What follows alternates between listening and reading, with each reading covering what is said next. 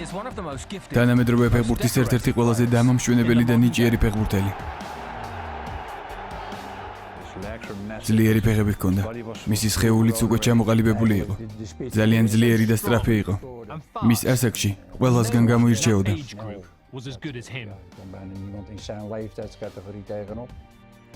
მას არასდროს ეშინოდა ვინმესთან დაპირისპირების. კლუბის პრეზიდენტიდან დაწყებული, მეკარემდე დამთავრებული. ტექნიკით და ნიჭით დაჯილდოვებულს ნებისმიერ სიტუაციასთან შეეძლო შეგუება.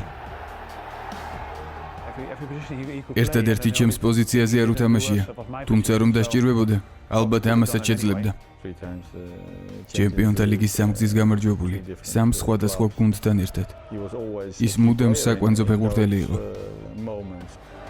ევროპის ყველაზე გამორჩეული საკლუბო ტურნირები, მსოფლიო დონის მოთამაშეებში. მე არ უშინდებოდი გამოწვევებს.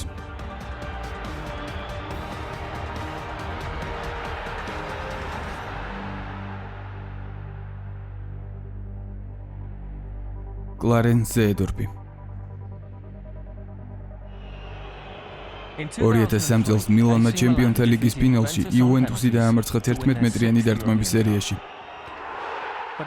ამ გამარჯვებით მილანმა მე-6-ად მოიპოვა ევროპული ტიტული. ერთ-ერთი მოთამაშესთვის ეს ღამე ინდივიდუალური გამარჯვებაც იყო.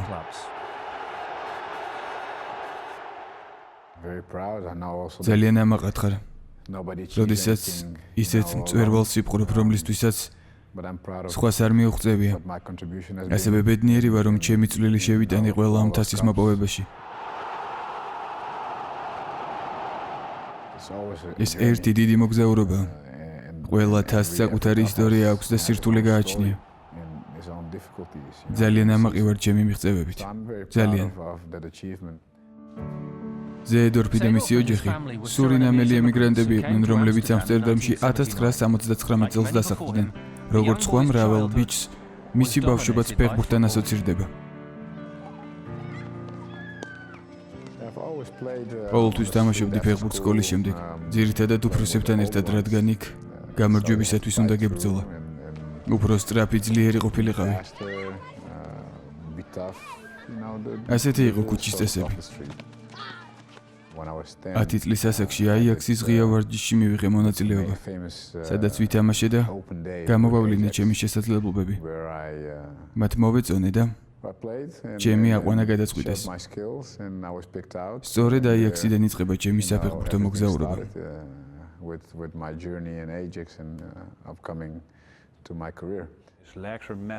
ძლიერი ფეხები ჰქონდა. მისი სხეულიც უკვე ჩამოყალიბებული იყო. თავისი ასაკიდან გამორჩეული იყო.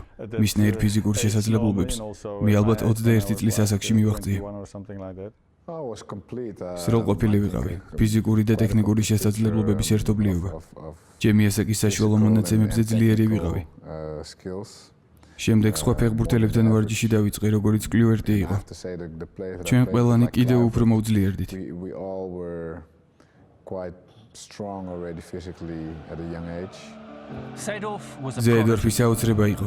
1992 წელს 16 წლისა და 200 დღის ასაკში ის გახდა ყველაზე ახალგაზრდა ფეხბურთელი, ვისაც აიაქსში უთამაშია. აიაქსის ფილოსოფია ასეთია. ჩვენ აკადემიიდან დაწყებული დიდი გუნდით დამთავრებული ყველა ერთი სისტემით ვთამაშობთ.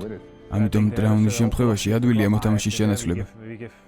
Players a chance, and especially our academy players, we play in a certain system throughout the whole club. So that's why if there's injury or players are going to be sold, there's always an opportunity for someone to come in.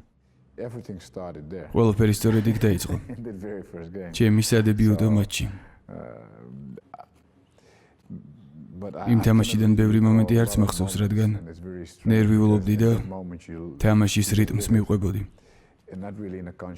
შენი ბავშვობის ოცნება ხდება, როდესაც 16 წლის ასაკში აიაქსის პირველ გუნდში თამაშობ და ამ კლუბის რეკორდსმენი ხდება.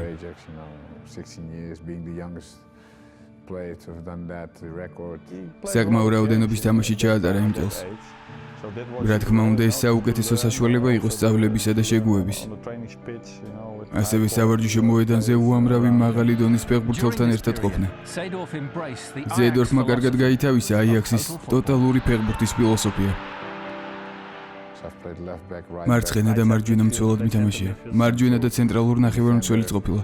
ცენტრალური დამცველიც ყოფილა. რამდენადაც მახსოვს, რამოდენიმე თამაში შემტევიც კი იყო. ასე რომ ყველგან უთამაშია. ერთადერთი ჩემს პოზიციაზე არ დაუყენებიათ. მაგრამ რომ დასჭირვებოდა, ამასაც იცამდა. ამ ყველაფერმა შემძინა გამოცდილება. ვიცოდი რა გადაწყვეტილებას მიიღებდა ჩემი თანაგუნდელი აღნიშნულ პოზიციაზე, რაც მიადვილებდა საქმის გაკეთებას. ის ჩვენთან თავდამსხმელის სტატუსით მოვიდა. მე მისი თამაშის შეტევაში მსურდა. თუმცა ჩვენ ასე არ მუშაობდით აიაქსში. მასში სხვა შესაძლებლობებიც დავინახეთ.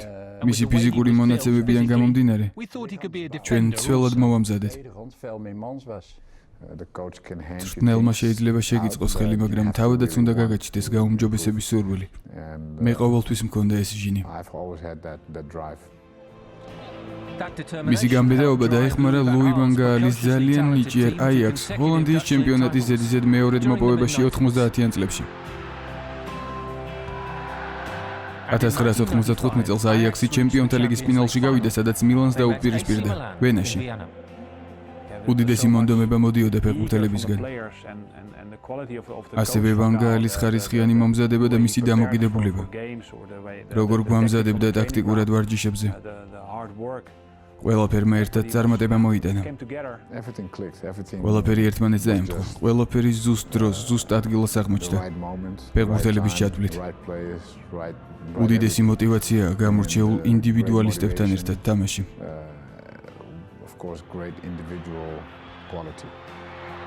პატრიკ კლუვერტის მიერ 92 წუთზე გატანილმა გამარჯვების გოლმა ჰოლანდიელებს მეოთხეჯერ მოაპოვებინა ჩემპიონთა ლიგის ტიტული. ის ემოცია, რაც კლუვერტის გოლს მოჰყვა და საფინალო სასტვენი დაუვიწყარი იყო. ეს მომენტები, რომლებიც სამუდამოდ აღნიშნავს იმ დღეს.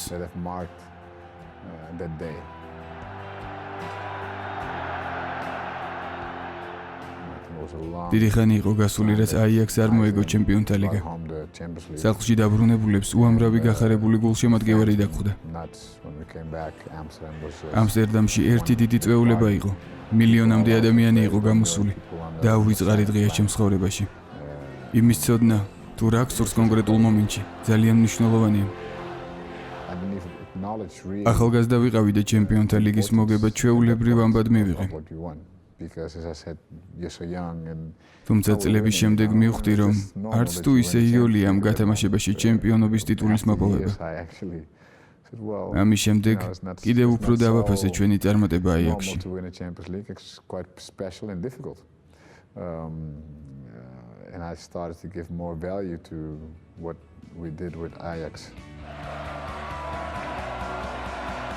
ჩემპიონთა ლიგის გამარჯვებამ ზეედორფი კიდევ ცოტა ხნით დადო აიაქსში. თუმცა მისი სწრაფვა განვითარებისკენ არ შეჩერებულა და მალევე ის სამპდორიაში გადაბარგდა. სერიაში, სადაც ფიზიკურ ორთაბრძოლებს დიდი ყურადღება ეთმობოდა. იტალიაში სხვა სტილის ფეხბურთს თამაშობდნენ. ბურთი მცველებიდან პირდაპირ შემტევებს მისდიოდათ. ნახევარდაცვას კი ბევრი სირბილი უწევდა. სამპდორიაში ყოფნისას ბევრი რამ ვისწავლე იქაურ კულტურაზე. იქ გადარებული წლები საბაზისო სწავლება აღმოჩნდა ჩემთვის იტალიური ფეხბურთისა. რთული იყო უცხო ქვეყანაში ცხოვრება და იმ დროისთვის საუკეთესო ჩემპიონატში თამაში. ვფიქრობ, რომ კარგად გავართვი თავი იმ დროინდელ გამოწვევებს. საფეხბურთო თუ პირად ცხოვრებაში.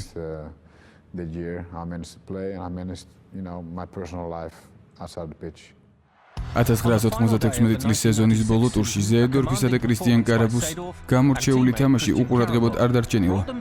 მათ მიმართ ინტერესი მადრიდის რეალის თავკაცმა ფაბიო კაპელომ გამოიჩინა. კაპელო ჩვენგან 50 მეტრში იდგა. ორივეს თავისთან გვიხმო და შეგვეკითხა: "გსურთ ჩემთან ერთად მადრიდის რეალში წამოსვლა?" უკან მიმოვიხედე, ნამდვილად მე მელაპარაკებით.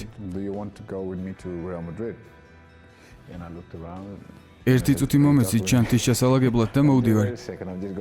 ერთ კვირაში რეალთან გავაფორმე კონტრაქტი. ფიქრობ, კაპელომ მასში ინტელექტი დაინახა, სერიოზულობა, საქმისადმი მიდგომაში ამჩნია.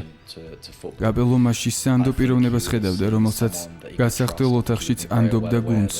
კაპელოს მისი სტილის პიროვნება სჭირდებოდა. does things my way, who I know is a very good player. მადრიდის რეალს ცნობადობის აღდგენა ესაჭირებოდა. კაპელომ სისტემა შეცვალა და სამი შემტევი თამაშობდა. ზეედორფს ნახევარ-დაცვის შემკვრელად ათამაშებდა. მან ყოველთვის იცის რას აკეთებს. მისი გადაწყვეტილებები მუდამ სწორია. მას ზუსტად ესმის თამაშის არსი. ხალხი მასში ფიზიკურად ძლიერ ფეხბურთელს ხედავს, ლამაზი გოლებითა და დისციპლინით. ხშირად კი ვერ ამჩნევენ, რომ ის ინტელექტუალური ფეხბურთელია. Has got the game up completely under control. 8 or 9 players 11-დან 8 თუ 9 ახალი მოთამაშე იყო ძირითადში. გუნდში მშვენიერი სიტუაცია სუფევდა და სეზონის დაწყებიდანვე ყველაფერი კარგად დაეწყო. კაპელომ წინბალი სამუშაო გასწია. გამარჯვებაც საჭიროა ასეთ დროს. გამარჯვებისთვის შექმნილი გუნდი იყო. ჩვენ ჩემპიონატი მოვიგეთ ძლიერი ბარსელონას წინააღმდეგ. მადრიდისტებმა ჩვენი ძალები ირწმუნეს და მომავლის იმედიც გაუჩნდათ.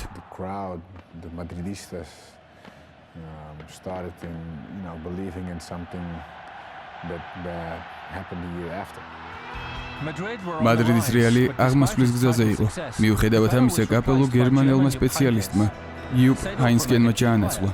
ზეედორფი საკვანძო ფეხბურთელად რჩებოდა გუნდში და მან უამრავი დასამახსოვრებელი მომენტი შექმნა. მადრიდის შიდა საქმეები კარგად არ მიდიოდა, თუმცა ჩემპიონთა ლიგაზე სულ სხვა ისტორია ვითარდებოდა. ჩემპიონთა ლიგის ყოველი მატჩის წინ მთელი გუნდი ვიკრიბებოდით და ერთმანეთს ვამხნევებდით.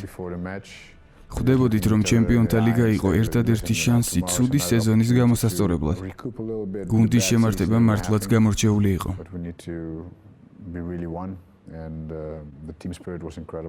ჩემპიონთა ლიგის ყოველ ახალ ეტაპზე მათი თავდაჯერებულობა იზრდებოდა.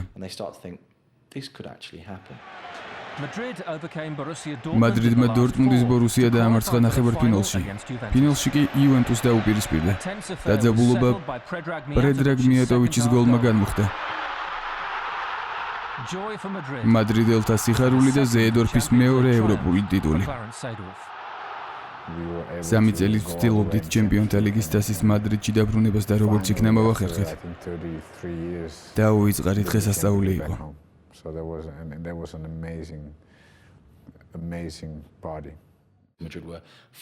ფუნდამენტალურად აგრესიული და დაცვითი სტილის იუვენტუსის წინააღმდეგ ზეედორფმა თამაში არ ჩააგდო.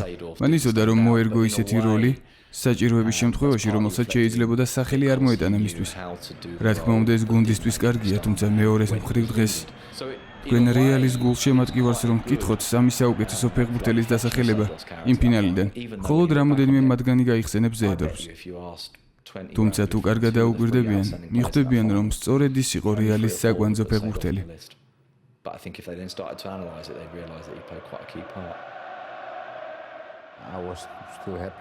თავს ბედნიერად ვგრძნობდი, მაგრამ შეუთანხმებლობა მქონდა კლუბის პრეზიდენტთან. მე ჩემს პრინციპებს ვერ უღალატე და ამიტომ გუნდის დატოვება მომიწია. მადრიდი დღემდე ჩემს გულშია. ბედნიერი წლები გავატარე იქ.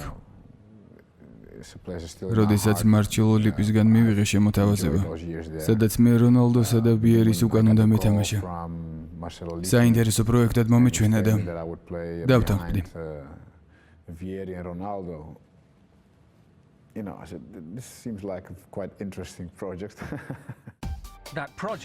ამ პროექტმა ზეედორფი მილანის ინტერში მიიყვანა 1999 წელს.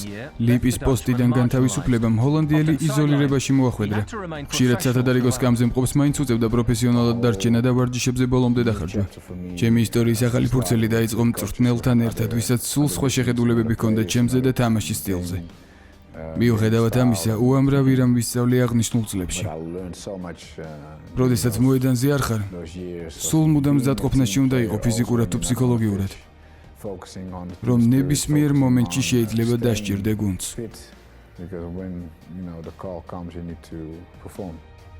ფეხბურთის ტომური ბუნების გამო ურთულესია ერთი ქალაქის ორ სხვადასხვა გუნდში თამაში. 2002 წელს ზეედორფმა შეძლო და ინტერის მოწინააღმდეგე მილანში გადაბარგდა.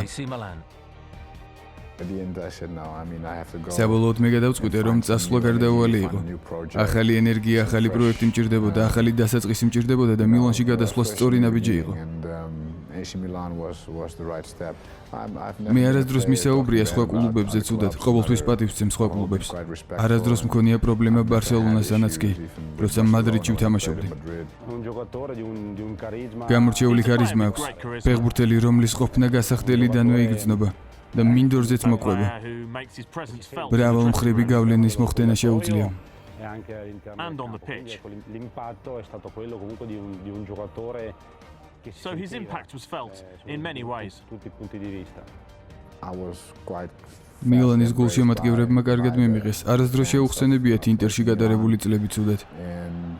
ხალხი ხვდება, რომ yelled at me from the other side. როგორი პიროვნება ვარ, რომ ყოველთვის მაქსიმალურად ვიხარჯები ჩემი საქმისთვის. Just I think because the people understand. ამიტომ მაფასებენ კიდეც. And that I've always done my maximum for the club. È un giocatore che ti poteva risolvere. He could turn the მატჩის game ბედიც გადაწყვეტა შეეძლო. მოწინააღმდეგის მოტყუება, საჯარიმოს გარედან დარტყმები, ჩაწოდებები, წინასწარ ვერ გათვლიდი მის მოქმედებებს. He was unpredictable. ნებისმიერი გუნდი, He really did intimidate. the ნებისმიერი გუნდი ურთხოვდა მას. კარლო ანჩელოტის თავკაცობით მილანი იტალიური ფეხბურთის ლიდერობას უმიზნებდა. კლარენს ზედორფი კი ამ გუნდის ცენტრალური ნახევარმცველი იყო. გადასვლიდან ერთ წელიწადში მილანი ჩემპიონთა ლიგის ფინალში გავიდა. ეს ის ადგილი იყო, სადაც ზედორფმა ზუსტად იცოდა როგორ მოქცეულიყო. უნდა გადამედგა ნაბიჯები, უნდა მეთამაშა თამაშები, თავდაჯერებულობა და საკუთარი თავის პატივისცემა. ეს ყველაფერი აუცილებელია, როცა რთულ ვითარებაში იმყოფები. Knowing that this is what I do when it's crunch time. Milan overcame Juventus. მილანმა იუვენტუს ანდრეი შევჩენკოს გადამწყვეტი 11 მეტრიანი დარტყმით აჯობა. ზედორფისთვის ეს საოცარი მიღწევა იყო. 3 ფინალი, 3 განსხვავებულ გუნდში, ერთნაირი შედეგით. გამარჯვებით დასრულდა. ზედორფი ჩემპიონთა ლიგის ისტორიაში შევიდა. თქვენ რეკორდსმენი გახდით. მოიგეთ რა 3 სხვადასხვა გუნდში ჩემპიონთა ლიგის თასი. რას ნიშნავს ეს თქვენთვის? What does that mean to you? კლარენს მილიონობით ადამიანი გიყურებს ახლა, შეიძლება მათ თქვენი ხმა გააგონათ. Can we just get your thoughts on that? It is fantastic. ფანტასტიკური შედეგია. დაუჯერებელია. დაუჯერებელი. გამორჩეული მატჩი იყო იუვენტუსის წინააღმდეგ. Final against Juventus. პირველი წელი მილანთან ერთად და ასეთი წარმატება. And შვენიერი სეზონი იყო. directly a და great თან season. ჩემპიონთა ლიგაში Great გამარჯვება. season in the Champions League was very emotional.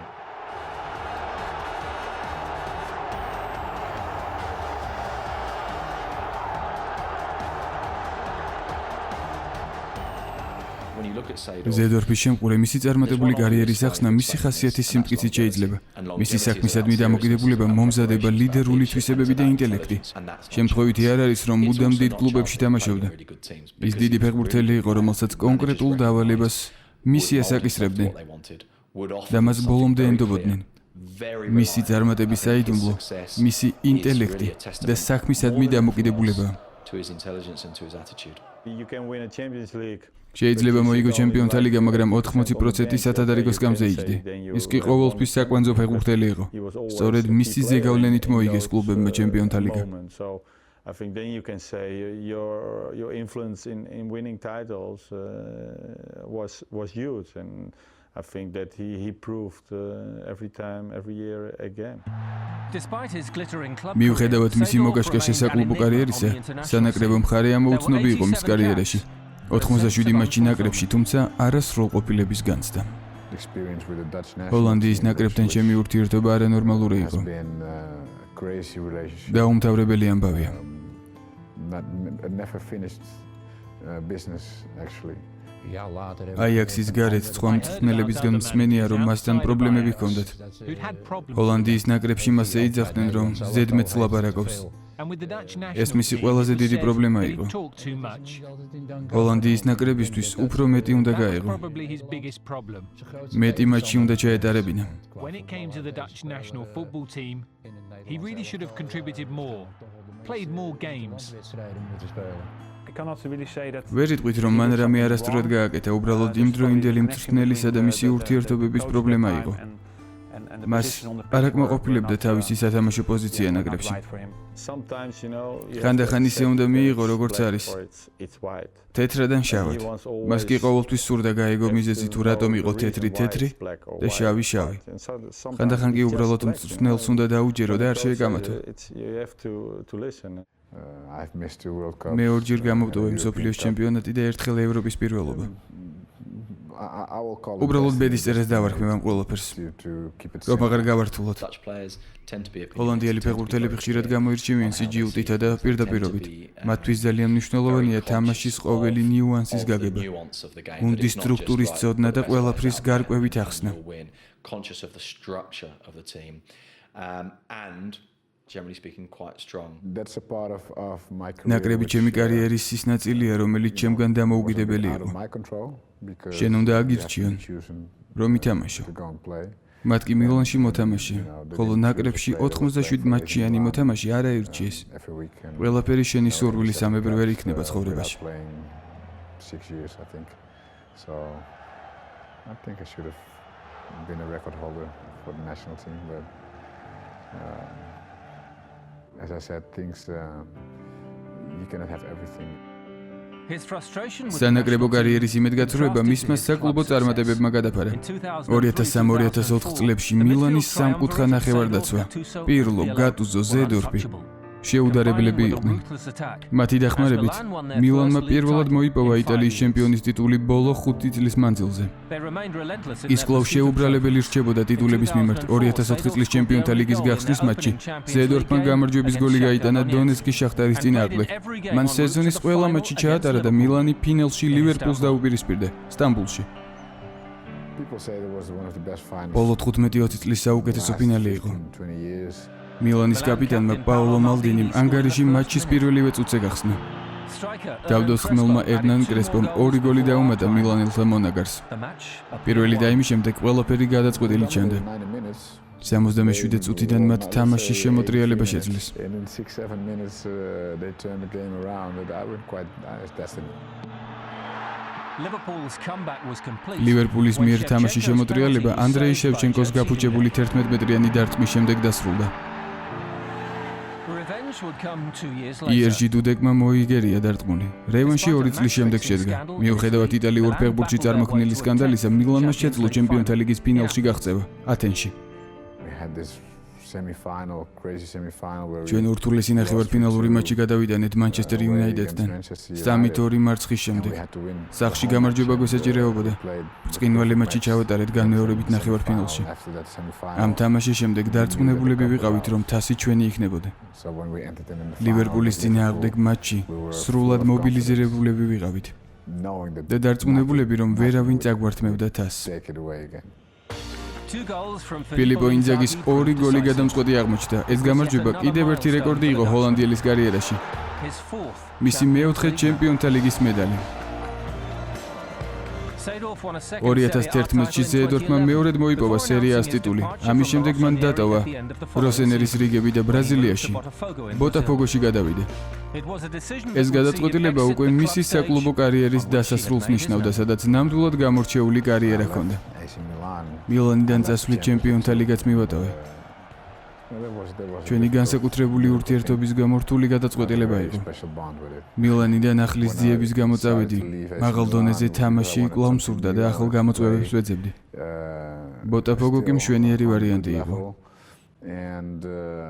And I have also new experience, a new challenge, and I found the challenge here in Botafogo. ზედორფის ბრაზილიური მოგზაურობა 2014 წლის იანვარში დასრულდა. მან კარიერის დასრულება გადაწყვიტა და მილანის მთავარი მწვრთნელის პოსტი დაიკავა. მისი საფეხბურთო კარიერა კიდევ დიდხანს დაამახსოვრდება გულშემატკივარს, როგორც ერთ-ერთი ყველაზე გამორჩეული ნიჭიერი ფეხბურთელისა მისდაობაში. Football has given me ფეხბურთმა დიდი გამოცდილება შემძინა, უამრავი მეგობარი გამიჩინა. many friends. მე უდიდესი მიღწევები მქონდა ჩემს კარიერაში. ამიტომ ყოველთვის სიამაყით და ახდაცებით ვიხსენებ წარსულს. So I look really back with pride and satisfaction.